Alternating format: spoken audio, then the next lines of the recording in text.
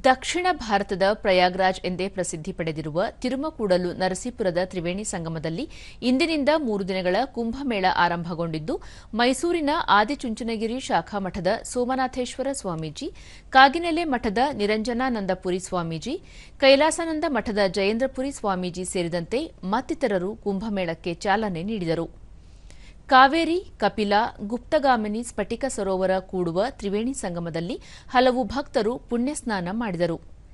ಈ ಸಂದರ್ಭದಲ್ಲಿ ಜಿಲ್ಲಾಧಿಕಾರಿ ಲಕ್ಷ್ಮೀಕಾಂತ್ ರೆಡ್ಡಿ, ಜಿಲ್ಲಾ ಪೊಲೀಸ್ ವರಿಷ್ಠಾಧಿಕಾರಿ ವಿಷ್ಣುವರ್ಧನ್ ಸೇರಿದಂತೆ ಮತ್ತಿತರರು ಉಪಸ್ಥಿತರಿದ್ದರು.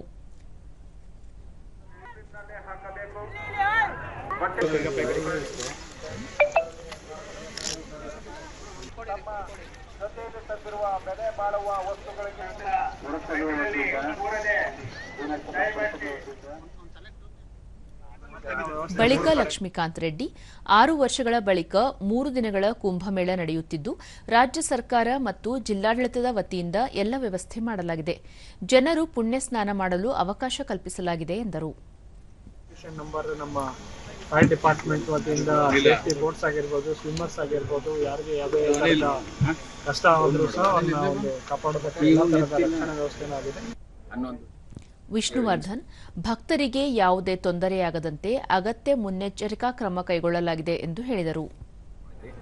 4 KSRP 7 DR ಇದನ್ನೆಲ್ಲ ನಾವು ಯೋಚನೆ ಮಾಡಿಕೊಂಡು ಯಾವುದೇ ಸಂದರ್ಭದಲ್ಲಿ ಯಾವುದೇ ರೀತಿಯ ಅಹಿತ ಘಟನೆ ನಡೆದ ನೋಡಿಕೊಂಡು ಸಿದ್ಧತೆ